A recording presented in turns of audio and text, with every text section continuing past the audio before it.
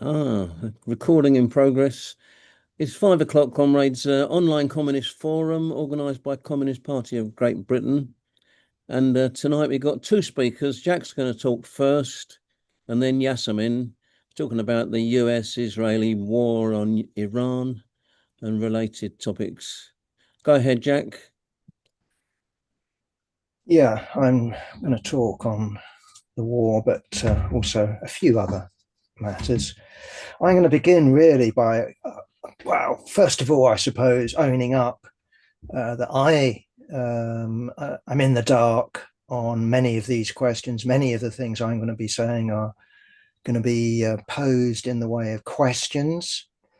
Even if we think we have the answers, we might well not. Um, Either way, I'm going to begin with just asking one of those questions. Did the United States go into this war with no plan? I've heard that. And I think the answer to that is no. It clearly went into the war with one plan, two plans, who knows? You can discern various indications of a plan. And certainly, what I would be able to say with supreme confidence is that the Pentagon, using computers, using their knowledge, would have planned the initial phase of the war. Clearly, there's coordination between the United States and Israel.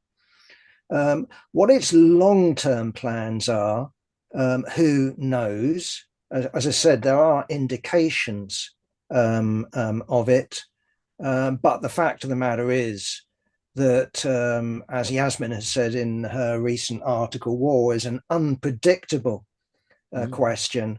And I don't know who it was, but some famous general said, your plan's first contact with the enemy disintegrate your plans, but woe upon the general. I'm paraphrasing massively now, but woe upon the general that doesn't have a plan. That is not a question of trying to make planlessness into a virtue. So the first sort of indication of what the United States has in mind, I would bring up, not in any order, not in any sort of logical order, but I simply highlight it, and that's Trump's demand for an unconditional surrender. He said that he's been contacted about reopening negotiations. That's been denied. Well, when you've been turned down flat, I suppose that would be the case. Either way, that's what he's calling for. He's also come out and demanded a say in who's going to be the next supreme leader. And I think he has actually talked about the supreme leader. Either way, he's talked about a great and acceptable leader. We also have, again, Israel promising to kill any replacement supreme leader. So make of that what you will. I've also heard, the comment, and it has a truth to me at least, and that's no unconditional surrender, no regime change has been brought about. I think this is Keir Starmer's phrase. I'm sure it's not original. No regime change has been brought about from 20,000 feet. And I have heard the argument, well, there was Japan 1945 with two nuclear bombs. That doesn't actually work, in my opinion, because, of course, what we saw in World War II was a war across the Pacific, with American aircraft carriers, but also troop landings on islands. And of course, we shouldn't forget, the war in Southeast Asia. Remember, Japan wasn't just an island, it had an empire in China. It invaded French Indochina, and of course conquered Singapore. And that war was also going on. So Japan certainly wasn't simply beaten by two nuclear bombs. There was a whole series of huge naval battles, but also land battles as well. Now, one possibility, and I'm not saying it's a direct parallel, clearly it's not, but one possibility that's in Trump's mind is Venezuela. I mean, all they had to do is send in, special forces, snatch away the president, and Bob's your uncle. The vice president is installed in his place, and she seems to be cooperating like a dream as far as Trump is concerned. Given what's going on at the moment in Iran, I think we can discount the idea that they have someone equivalent. And we need to understand that the supreme leader and the Venezuelan president aren't the same thing. In Iran, we're dealing with a theocracy. We're dealing with a complex constitutional arrangement. But we do think we know that there have not only been contacts between the US administration and the Iranian government at an official level, we think we know that there's also been unofficial contact. So one possibility, and I'm not saying it's anything more than that, is that Trump has in mind one individual, two individuals, who knows, and what's going on at the moment is eliminating all possible rivals. I mean, that is just a thesis. It's not impossible. It's something at least to bear in mind. We do have talk of Khomeini's son being a front runner. We have talk of this three-person body. Maybe even appointing someone already. If they have, it's not in the news, but it's not impossible. Already mentioned Israel's promise to kill them. I think they're quite capable of doing that. I don't think, as far as I know, that any bunker would save them. I don't think they're in a situation of where you can automatically rely on your bodyguards or, those that are surrounding you to be loyal. Everything tells us that the Iranian state is infiltrated, and that's leaving aside, electronic warfare, satellites, and all the rest of it. But I would pose this question: that can the Iranian regime survive? And my answer, for what it's worth, is, well, yeah.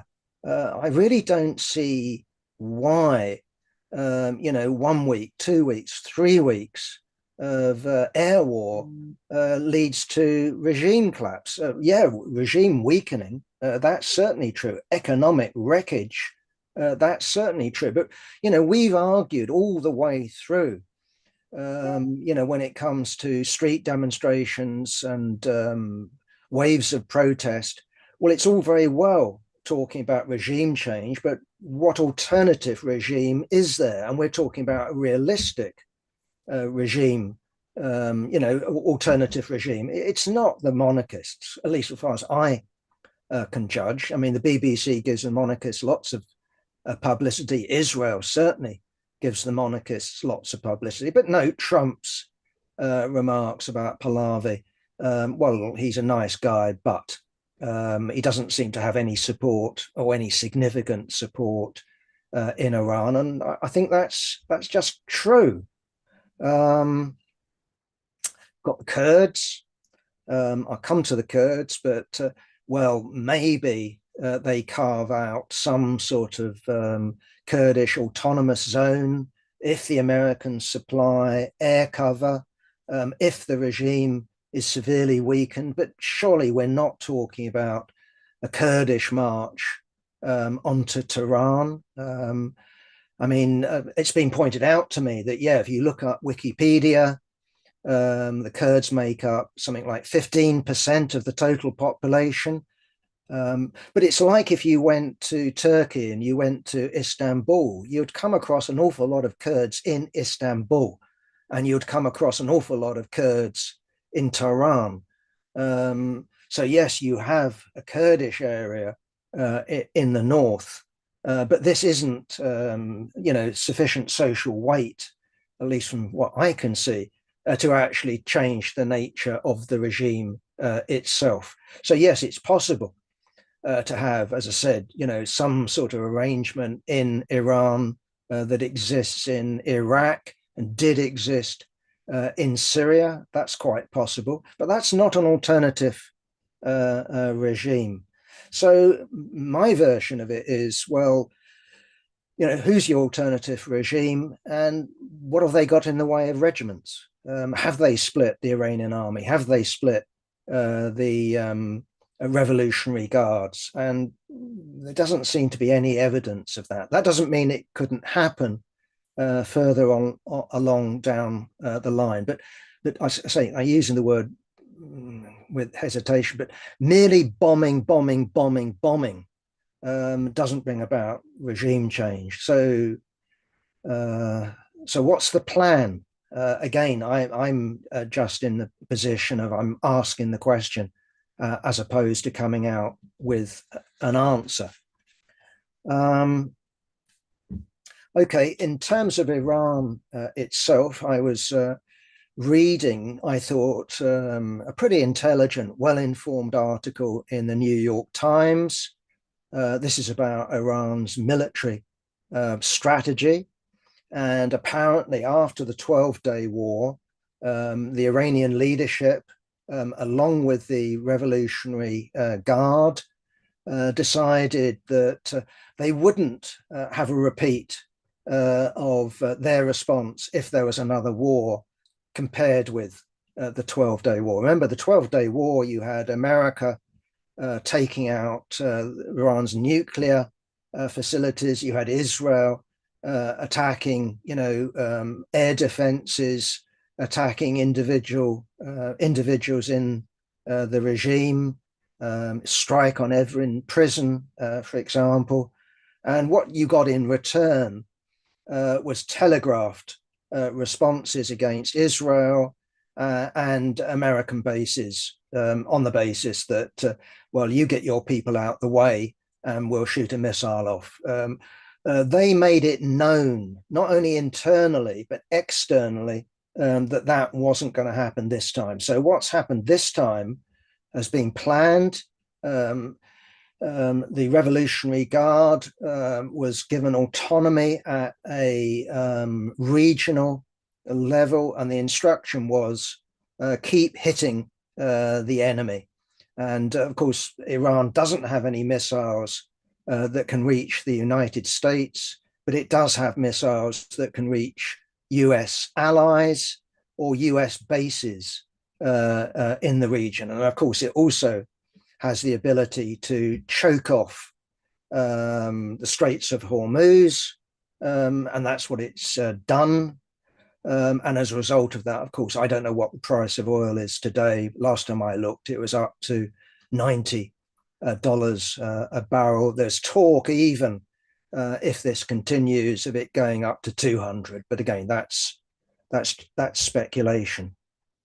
But having read this, what I thought, hey, this is a intelligent article, especially given what was going on, strikes against Saudi Arabia, not only against Israel, not only against American bases, but, hotels, the stupid island that they have organized like a palm tree. All sorts of different targets were being hit.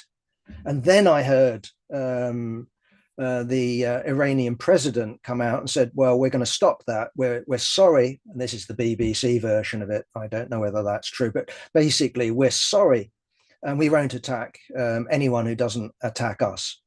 And And then you had all sorts of how should we put it, counter messaging in the Iranian media. And the test of it is, have the missiles stopped, have the drones stopped? And the answer is no. And again, that just gives you an indication of the nature of the regime in Iran. The supreme leader might have been able to issue an instruction to stop, and people would have said, if the supreme leader says stop, we'll stop. The president is a different matter. So we not only have the president, we have the religious authorities, and of course we also have the Revolutionary Guard. Now, again, in terms of Israel and the United States, my own guess, for what it's worth, is that they're working together closely. That seems quite straightforward. But are they working to the same ends? I've heard different stories there, that Israel wants simply the breakup of Iran. So hence the Kurds, the Azeris, anything that they can do, not only to weaken the regime, but to break Iran up. That's something they want. On the other hand, what about the United States? Does it want a new leader that is basically subordinate to Donald Trump and the United States? I simply don't know. Maybe Yasmin has got some insight there, or can make an educated guess. But what I would emphasize, at least from my understanding of things, is that this wasn't an Israeli war that the United States was dragged into against its will or against its interest. The United States, as illustrated at the end of the 12-day war, can turn around to Israel and say, stop. And if Israel doesn't take any notice, it's not just a question of swearing at Netanyahu. Ultimately, they can switch the supply of weapons off. So I don't think that we should be talking about, idiot Trump, very clever Israel and Netanyahu taking America into a war that it doesn't see that it's in its interests. I think that you can have in America a whole number of different factors here. Here you are, here's a country that dissed the United States, that captured its diplomats, that humiliated the Carter administration. But I would also say that we need to look at the bigger picture. And this is a bigger picture as far as the United States would be concerned, rather than Israel. And I think those commentators have said, ultimately, this is all about China, I think are making a very correct point. That if you look, I mean, it's a point that Mike McNair has repeatedly made. I agree with it. That if you look at the United States, the fact that oil has gone up to $90 a barrel, might go higher, isn't something that's going to cripple the US economy. It might cause inflation, it might cause this or that. If the world economy goes down, that's not good for the United States. But the United States, last time I looked at least, is the world's biggest producer of oil. Doesn't mean it's the biggest exporter, but it does mean, broadly speaking, it's self-sufficient. So when you look at Venezuela, and those that say it's about oil, oil, oil, aren't wrong, but it's not about the United States grabbing the oil because it's got a shortage. It's China that Venezuela was about. And I think that we need to look at Iran in this way as well. Now, officially, the figures I looked up were that China gets something like 15% of its oil at the moment from Iran. This will be discounted oil. But there's also commentary saying, well, it's a very, how should I put it, underestimated figure because there's a rebranding of Iranian oil, for example, as Malayan oil. There's all sorts of ways around sanctions and American attempts to strangle Iran. Either way, the United States has a grand strategic interest in controlling Middle East oil, or for that matter, oil in general, because we still are in a world where tanks, aircraft, and lots of other things, but tanks and aircraft, i.e. military machines, operate with petrol as opposed to nuclear power or electricity or coal in the old days. So it matters. And if you think about China, it needs oil. Okay. When I've been writing about the Ukraine war, one interesting thing that came up was that the last Shanghai Economic Conference saw an agreement between Russia and China to build another pipeline from Siberia into China. And what surprised me isn't, oh God, isn't it surprising that they've agreed a pipeline? Now, what surprised me is that China was actually the reluctant partner here. It was Russia that's been pushing for a pipeline for years and years and years now. It wants to export its oil. But if you look at it from the American point of view, if they can choke off Iranian oil, they can certainly choke off Saudi oil or Kuwaiti oil or Iraqi oil. But therefore, what about the Ukraine war? So many comrades on the left think that Russia's winning it. I just don't look at it that way. I'm not saying that Ukraine is winning it, but I would say that Russia isn't winning it. And after 4 years, if you talk about regime change, of course, I think there could be regime change in Kiev, but also there can be regime change in Moscow. And then imagine a situation of either a regime change in Moscow that results in the breakup of the Russian Federation, or the placing into power through some colored revolution, another version of Yeltsin, a Yeltsin who does the Americans' bidding and switches the oil to China off. What then happens to China? China is very vulnerable to that sort of Brzezinski type great game. Anyway, I'm saying that if you take what America's doing at the moment, we should at least be thinking about it in that way. So yes, there's the embassy, there's the humiliation, there's Israel to consider. I don't think Israel was under some sort of threat of if the mullahs got hold of the bomb, they would push the button. I just think that's rubbish. There's one nuclear power in the Middle East. It's Israel. We don't know how many missiles and bombs it's got, but the figure that is lodged in my head is something like 140, and Israel has the means of delivering them through cruise missiles, submarine cruise missiles, conventional aircraft. It could deliver, but it might do. But I don't buy Israel launching a nuclear war at Iran. You have to ask the question of, like, why? You could say unconditional surrender, maybe. It's not impossible. I don't think we should discount it. Anyway, moving on. Okay.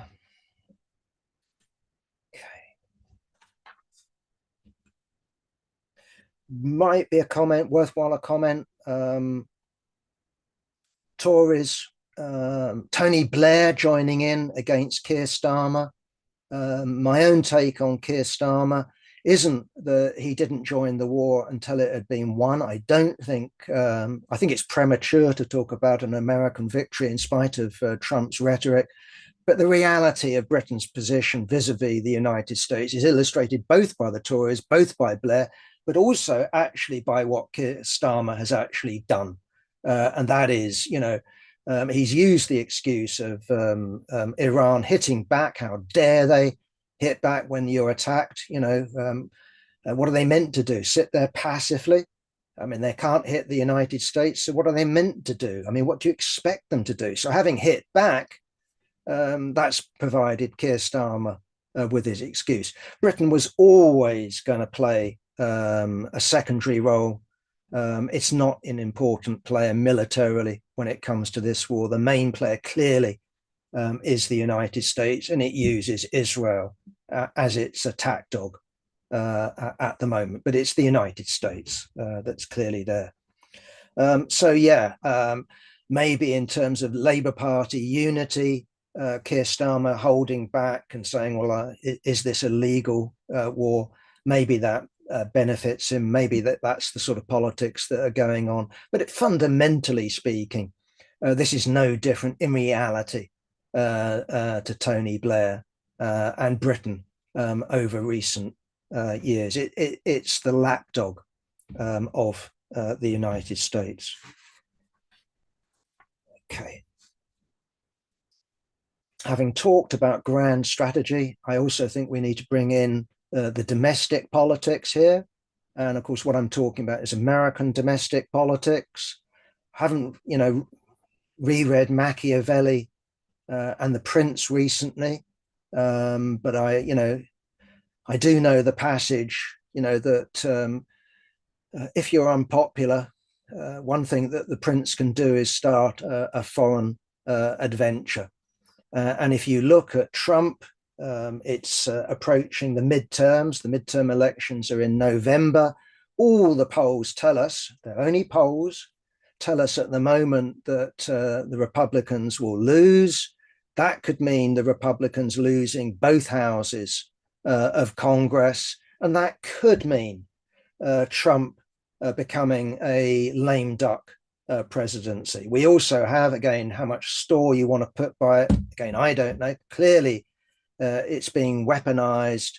What about Trump and the Epstein files? What has been held back? What's the truth? In reality, of course, we all know. I don't know. But the Democrats will claim to know all sorts of things. Either way, he's unpopular. And one way of boosting your popularity is to conduct a successful war abroad. So how long this war goes on, I don't know.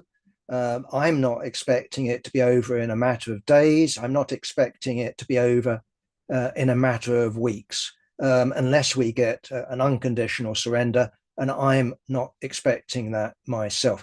Either way, we should factor in domestic politics here. Again, I hear all sorts of, I think, silly commentary that if you look at the number of missiles Iran has got, get your pocket calculator up, and the number of missiles the United States has, and the number of planes and the number of bombs, it can only go on for so long. Look, the reality is that an awful lot of Iranian missiles, one, have been fired, two, have been destroyed on the ground, and also their means of producing missiles. And I would very much expect drones will be being degraded as we speak. Meanwhile, in the United States, they simply can switch on more and more arms production. Sometimes that takes time. Nonetheless, it can be done. So I don't think that the United States is going to run out of Tomahawk missiles. I don't think it's going to run out of conventional bombs or guided bombs or whatever. The war will continue as long as the administration wants it to continue. And that could potentially, given the instability in the world, given Ukraine and all the rest of it, could act as some sort of Keynesian stimulus to the US economy.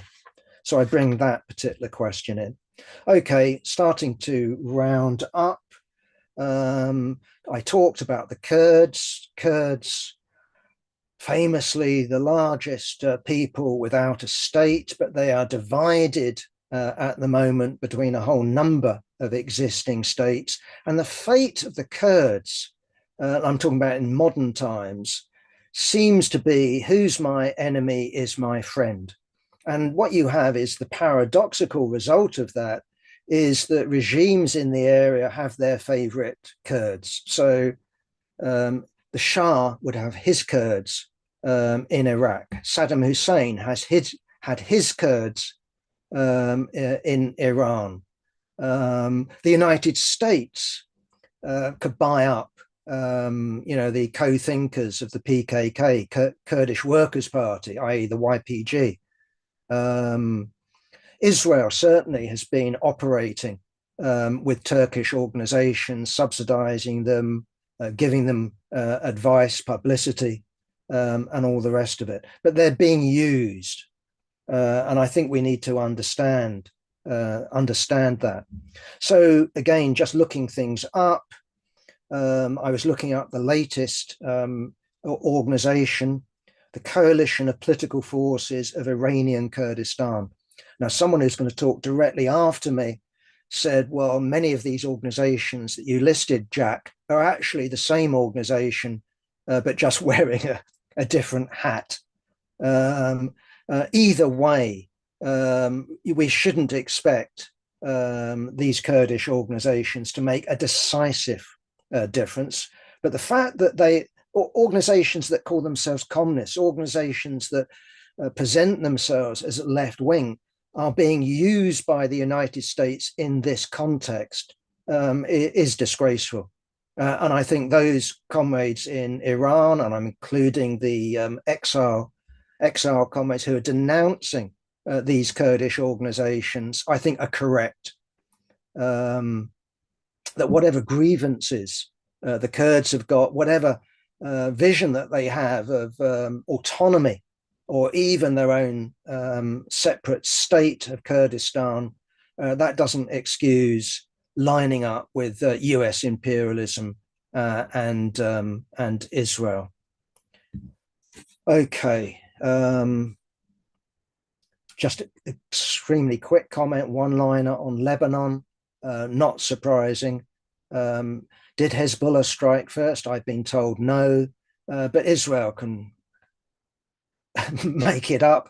Either way, here's the opportunity. Hit Hezbollah again. Meanwhile, of course, what goes massively underreported is what's going on in Gaza and the West Bank. And you know already what's going on, and that is repression, moving people.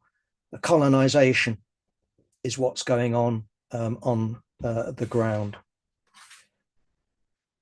Penultimate point, I think penultimate, Venezuela. I've already mentioned Venezuela. Note the renewal of diplomatic relations between Washington and Caracas. So we have Rodriguez doing Trump's bidding. That's what we're told. Apparently, there are still huge posters up there in Caracas saying "Free our president." But meanwhile, Trump is happy with the Bolivarian regime. Now, we don't know what's going to happen with elections. We don't know anything. But I merely point that one out. It's not an irrelevance when it comes to what is the plan. Right. Lastly, Green Party and other such things. I looked it up and sort of confirmed for myself what's happening with the Green Party after Gorton and Denton, going from 200,000 members to 215. I expect it to go quite a lot higher. A lot of these people who've joined the Green Party would have been people who signed up for your party. And the more that your party figures like Zara Sultana and Jeremy Corbyn say vote Green, and look, this is a wonderful result, the more people that will do that. Because the Greens are in a better position. They actually have more democracy in the Green Party than you actually have in your party. Why bother with an imitation when you can have the real thing? I'm not saying that the Green Party is fantastically democratic, but I am saying that your party is fantastically undemocratic. Okay. I also just wanted to touch on the question of class, and I'm going to use Hannah Spencer as my example. She's obviously the MP now for that constituency, and I was reading the Daily Mail and said that this woman, she has a property portfolio, a property empire, quote unquote. So I looked it up. turns out that she must have been married to someone who happens to be one of the principal scientists of AstraZeneca. And she was left a house by her mum, and she had a joint house with her partner, which she's in the process of, because they're divorcing, of selling. It's not much of a property empire, in my view. And it shows you, I don't know whether the 1.2 million is on a mortgage as well. Either way, that's just Daily Mail rubbish. But the point I wanted to get to is that she keeps on going on about being working class, working class, working class. Well, I'm not saying because you're married or were married to a principal scientist at AstraZeneca, that doesn't mean you couldn't be working class. But she runs her own business. She runs Hannah's Household Plumbing. Now, I don't know whether she employs others regularly, but I do know if you're running such a business, you will be employing others, not necessarily as people on the books, but you will be bringing in this electrician or that,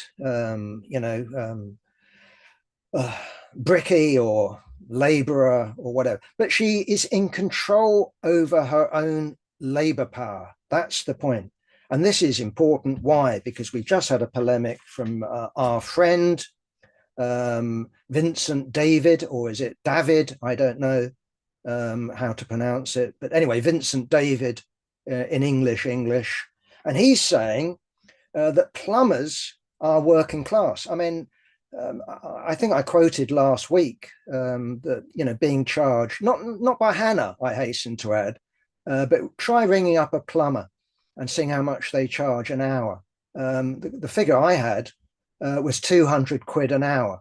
Now, it doesn't mean you're working all the time. It doesn't mean that you're, life of Riley, but it is something you could choose. No, I don't want that job. I'd rather not do that job. Or I might do that job. That's her position. She can choose. On the other hand, if you take, is it Plumright? The big chain, I don't know if it exists outside London. You see the vans go past, at least I do quite regularly. The plumbers who work for Plumright don't have control over their labor power. They are told where to go. There'll be a time allotted for doing the job. They are working class, in my opinion. But our comrade, and I'm going to finish with this, our comrade David tells us why they chose that as an example, I don't know, that baristas, the people that make your coffee in Starbucks, they're petty bourgeois. I must admit, when I read that, I guffawed. I gave myself, I chose the caption that we did in the Weekly Worker, and it's a Starbucks worker. And to me, these people have no control over their own labor power. They sell their ability to labor. A manager will be looking at what they do. They'll have a quota of how many cups of coffee they serve, how they respond to customers. You have to say this, you have to do that. You have to come in at X time. You can go at X. These people are working class. And if you limit the working class, in my view, to some sort of select few that sufficiently tick the box of our comrade Vincent David, you will not have a proletarian revolution that relies on a majority. And if you dismiss people, I'm not saying that baristas form the core of the working class, but these people can be organized in a union. I don't see why not, but also they can be organized into a working class political party. And a working class political party is not only going to organize people industrially or in terms of workplace economic struggles, crucially, it organizes people into a political class. And I myself would say that baristas who work for, transnational companies such as Starbucks are very much part of the modern proletariat.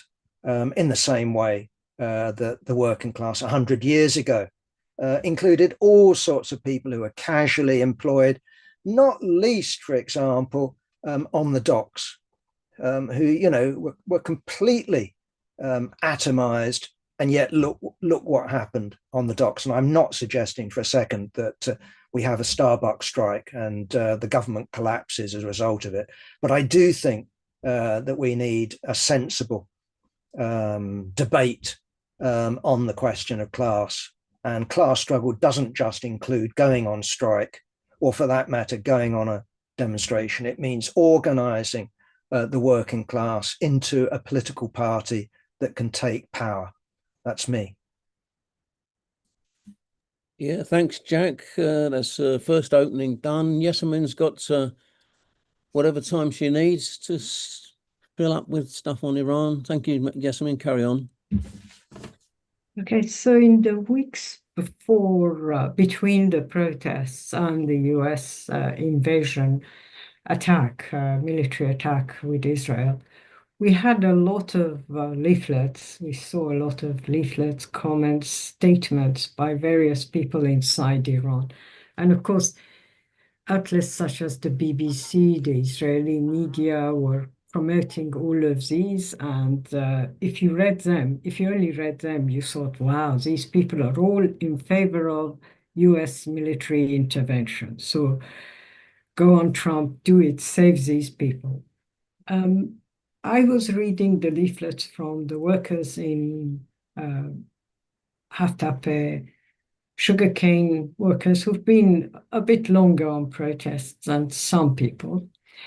I was reading Wahed bus company workers. I was reading statements by the oil workers who are trying to organize a nationalized oil workers organization, contract workers, privatized workers. And every single one of them raised a lot of demands. They were for the separation of state and religion.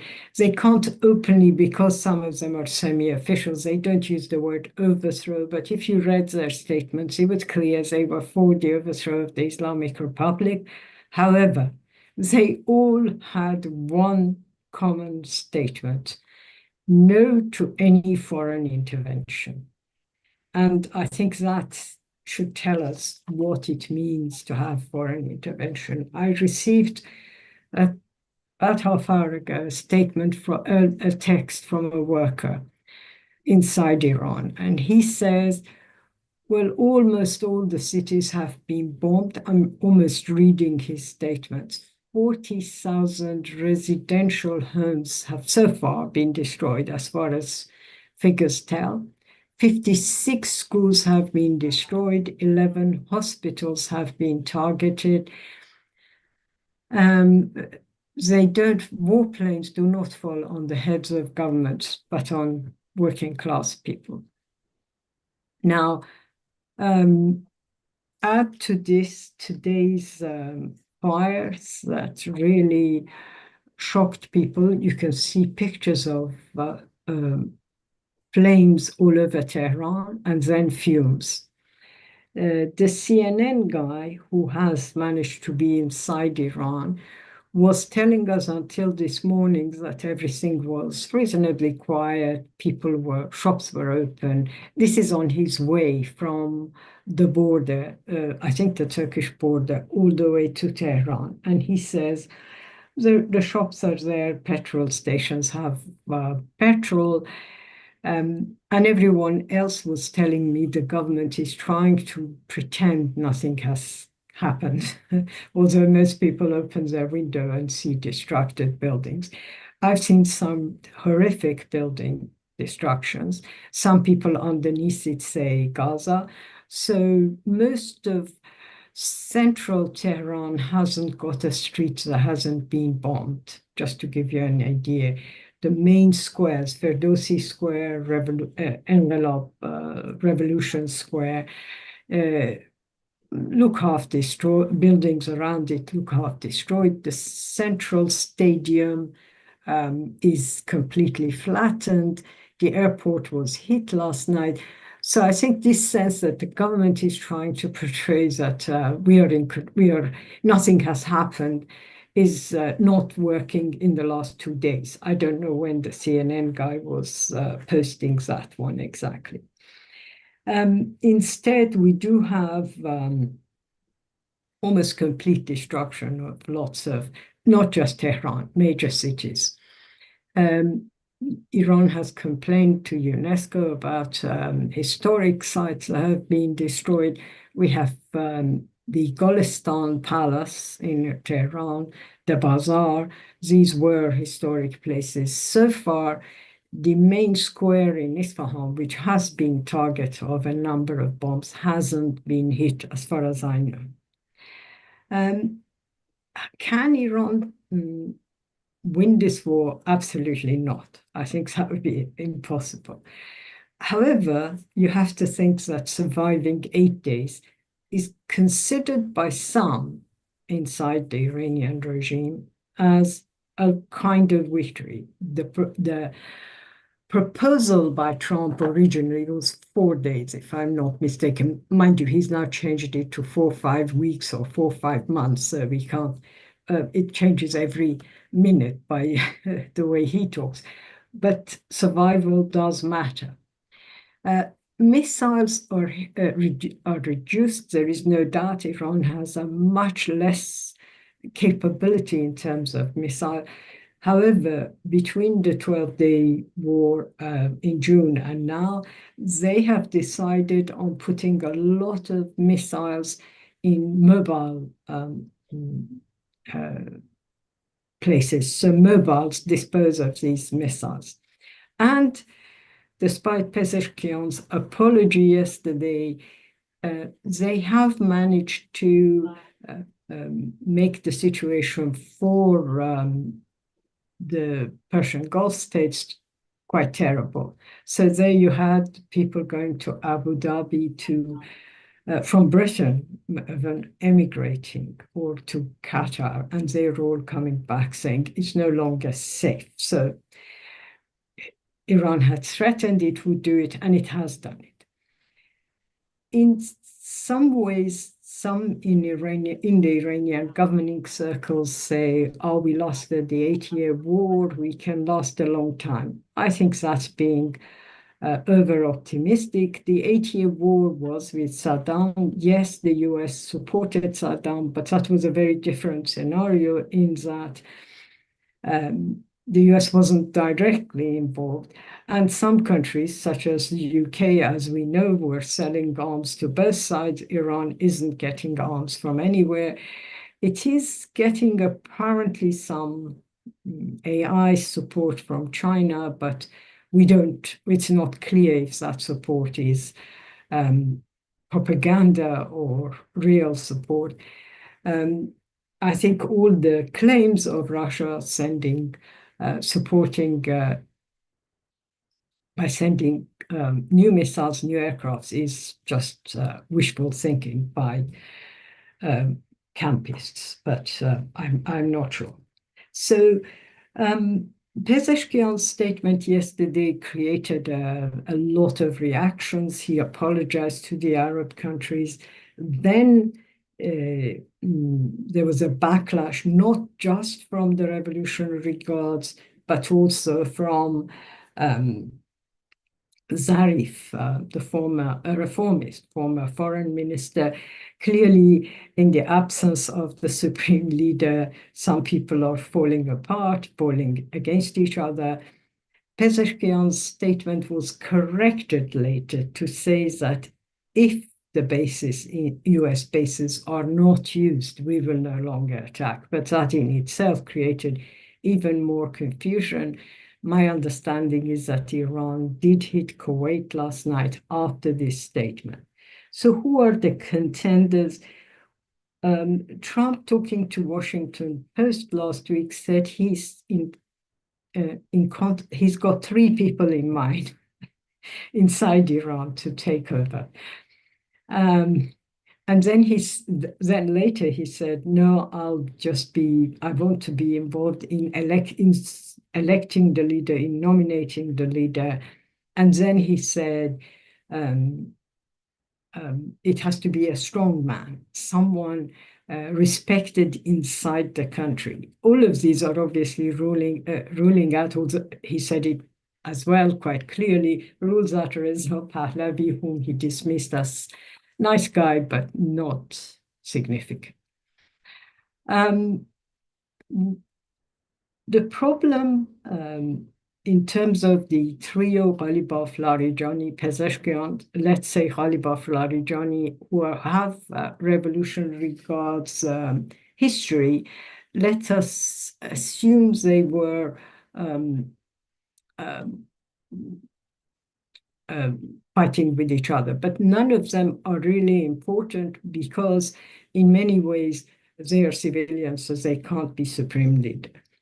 I have dismissed Mojtaba Khamenei as the only choice for the Council of Guardians. Let me explain.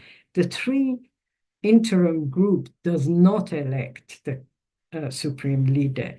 They have convened the Council of Guardians, 12 people, who have then apparently come to a decision today, although they are not making their decision public, which is even more bizarre. Why would you, if you have elected, why don't you make it public? Then it might be because Israel has said we will kill the Council of Guardians and whoever is elected is named as the supreme leader. That might be one reason. Mojtaba Tolagani is a choice for some of the Revolutionary Guard leaders. However, there is quite a push in the country for Hossein Khomeini, not Khamenei, the grandson of Ayatollah Khomeini. He has the necessary clerical, whatever qualification you need, but he's also a reformist. So maybe it's between these two, maybe between other people that we have no knowledge of. I doubt if they will go for Ayatollah Ejei, who is one of the interim council. They will probably go for someone younger to give more stability if they can keep a supreme leader. We don't know. We then have the possibility, and that's being aired by a lot of people, that whoever becomes supreme leader will not have the authority or the negotiating skills of Khamenei to mediate and, if you like, arrange coordination between these warring factions of the Islamic Republic, who have both financial issues that makes them fight each other, but they're also power issues. So we don't know if that will survive. Even without Israel killing the guy, these people might fight each other, as far as I can tell. Fighting each other is not limited to the clerical leadership. I think the Kurds that Trump is putting some hope on are going to fight each other. First of all, as Jack alluded to, Muhtadi's organization claims it can mobilize so many thousands in Kurdistan. Well, let's see how many they can mobilize. The 15% population Kurdish, I would say 7, 8, maybe some people say 10% of it does not live in Kurdistan. They live in Mashhad, Tehran, other major cities. They are assimilated in the rest of the population, about a bit like Scots and English. Two major organizations, Kurdish organizations, have completely denounced if you like, this group that has announced that they will fight for Trump. And they include Alizade's Communist Party of Iran, where, if you like, Komele uses the word left, communist, whatever, but really the split was quite clear.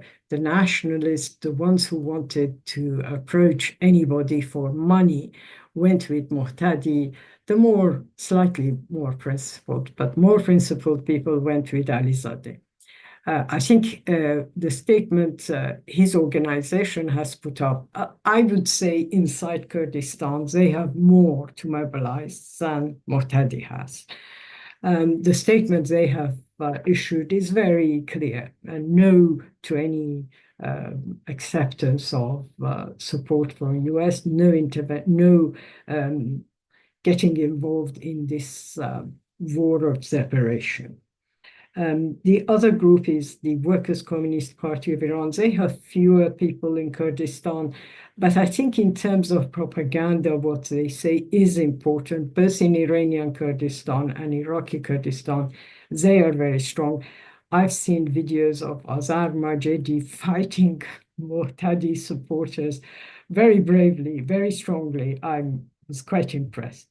And then we have, so I would say if this Kurdish group actually manages to organize itself, we will see civil wars in Kurdistan before they can liberate Iran for Trump. We also hear a lot about other national minorities. The Azeris are more assimilated in Iranian society, in Persian areas, Fars areas, or in Kurdish areas than the Kurds. A long time ago, someone told me that 50% of Tehran has Azeri background. And I think that's probably true. So it would be very difficult for Azerbaijan or Turkey. Turkey right now is supporting Iran's Islamic Republic, but for Azerbaijan and Aliyev and people like that to start a struggle with the Azeris. In the demonstrations before this war, we heard quite extensively from Tabriz, from major cities in Azerbaijan, and I would say they were the strongest anti-American and anti-Pahlavi. Every demonstration I saw, this was during the protests of January, they were actually shouting more against Pahlavi than anything else. So I think they won't go into anything that might help US or anything like that. They're very nationalist, Turkish nationalists, but they go a different way. So we have these scenarios that, in my opinion, will not work. Now, it's easy for people to look for US because, to claim that, I'm not sure who is giving this line to BBC reporters, but both in English and in Farsi, they seem to claim that everyone in Iran loves bombs falling on their heads. They do like their schools being destroyed. They're just waiting for all of this to finish, and then they will go into the streets to support Trump. Now, well, first of all, maybe there won't be much of the country left for these people to go. And again, I would challenge anyone who underestimates how the falling of bombs, wars, actually create sense of patriotism, nationalism. In the last few days, most of what I've had to struggle with is try to convince young Iranians who until last week were strongly critical of the Islamic Republic that now is not the time to support the Islamic Republic. You can be against this war and not fall victim of becoming a follower of whoever becomes supreme leader or the current interim council. And that is what I hear from inside Iran. I do see reporters, both CNN, Al Jazeera, reporting demonstrations where after being bombed, people go out and demonstrate, and they're against US. So I think the logic, I can't understand what was the logic, but the logic in January, the decision made by the US administration was that getting involved in the protest with military action will make the regime popular. And unfortunately, with sections of the population, this is precisely what Trump has done or Netanyahu have achieved. Now, it could be they will overthrow this regime, but what will happen after it is as much questionable as anything you can ever imagine. I would also remind people who have hopes that, I don't know, the FT has this article, let me go to that. The FT apparently has this article, tomorrow, which claims that, which is probably true, that what Mujahideen and Reza Pahlavi are telling Trump, forget about inside Iran, we are here, put one of us in power, and they're competing because they don't like each other. Well, let me remind you that one of the reasons the Mujahideen are so unpopular in Iran, you find even, hardline opposition to the regime, supporters of the regime, people who are liberal, everybody will tell you the one thing they can't stand until recently is Mujahideen. You ask why? They say because in the last days of the Iran-Iraq war, they fought with Saddam Hussein's forces, right? Now, I think the royalists are now in exactly the same position, in that people are saying, well, we didn't want this regime, but we wanted to live. If we don't live, if we are not alive, it doesn't matter who is in power. And so I think the royalists are definitely in that position. I noticed, unlike BBC reporters who seem to, I don't know what happened to them, but a Reuters reporter reporting from London and royalist support until last week, where they did go in Finchley, apparently, 150 of them went to celebrate the death of Khamenei. He's reporting that the very same people are getting quieter and quieter as the bombs keep falling, as the destruction gets worse. And I'm not surprised. Yesterday, when the anti-war protest went past the Zionist royalist camp, I could only count 6 Iranians. There were about 5 or 6 Zionists. Only a few weeks ago, 31st of January, when we went past the same protest, there were about 40 royalists on the 40, 50 maybe royalists, as well as the Zionists. So I don't think that this is how it will end. It might end in the destruction of Iran. It might end in this regime falling. But the one thing I can say with reasonable certainty is that neither Mujahideen nor the royalists nor the Kurds will not be the next government of Iran. And I take some satisfaction from that, but given the destruction, it's very little. Thank you. Okay, thanks, Yassamine. So we had 2 openings there, one discussion to cover it all.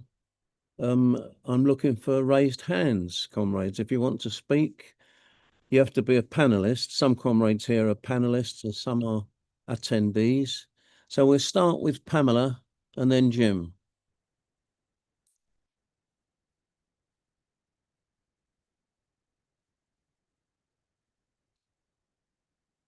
Right. Go ahead. Thanks very much, comrades. There were 2 things which struck me about the paper this week. You can hear me, yeah? Yep, we can. First of all, on page 2, there's this initiative for a regional collective statement from Moshe and Yasmin, which I thought was very positive. But what struck me about it was that it's talking about a regional initiative in the Middle East, but it doesn't mention the relationship of the Middle East to the world situation and the relationship to the USA and Trump. And I would have thought that what the CPGB analysis, with which I agree, is that China is the main enemy in terms of trade and economy of the US. And both as Jack has said today, both the the kidnap of the Venezuelan leader and the war in Iran are both connected with China. And that would be, apart from Israel wanting to destroy Iran, that would be one of the main motivations for these attacks, in order to weaken China, in order to reduce the oil that China can buy. Yeah, so I was surprised that it didn't mention the global connection of the Middle East with the world situation. The other thing that struck me was in the discussion of the Gorton and Denton by-election. I think there were a lot of articles about it, but I think Paul DeMartis was the main one talking about political parties. There was and the importance of trying to be clear about the nature of the Greens and analysing the position of the Greens. There was no mention whatsoever, or in any part of the paper, of Soviets. Now, we discussed this a bit last week, and Jack was defending the position that standing in elections was very important, a position with which I agree. But also, there's the question of how workers, the building of Soviets, of workers' councils, of independent workers' organizations. And I felt that that was a lack in general. I was on Friday night. I went up to the demonstration at Downing Street, and there were two.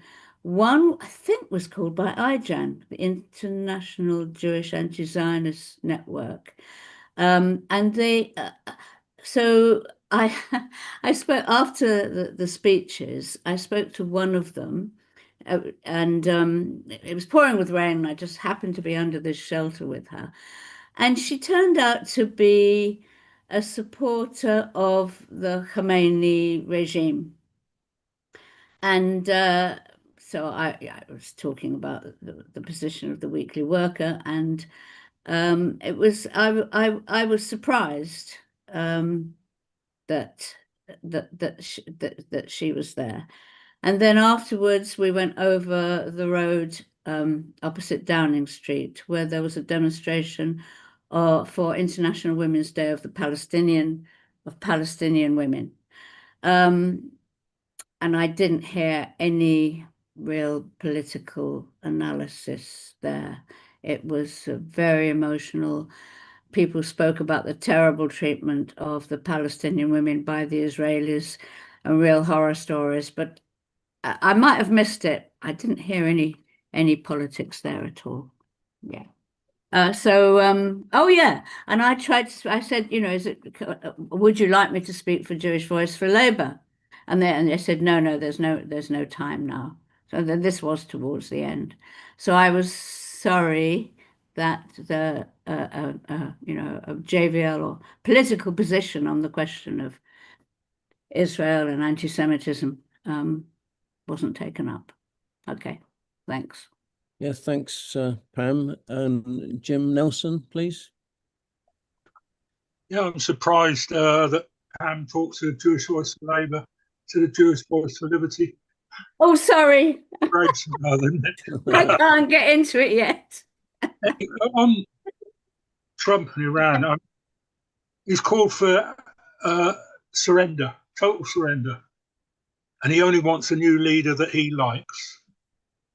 Well, on the advice of somebody rather not long ago, I got a copy of The Art of the Deal, and I've been reading it very slowly, a few pages at a time. He's such a self-centered prick. It's difficult to stay with it for long at a time. But it does seem to be clear that part of his art of the deal is that you go in hard. You demand everything, as it were. And so let's say he wants to, there's a site in New York, say they want 100 million for it. He goes in and offers 50 million. And they say, no, 100 million. And can you put it up a bit? No, 50 million. No, 45 million. And so on. And eventually you say, okay, I'll walk away. And then a week or a month or whatever later, he'll say, right, 30 million. And quite often he'll get it.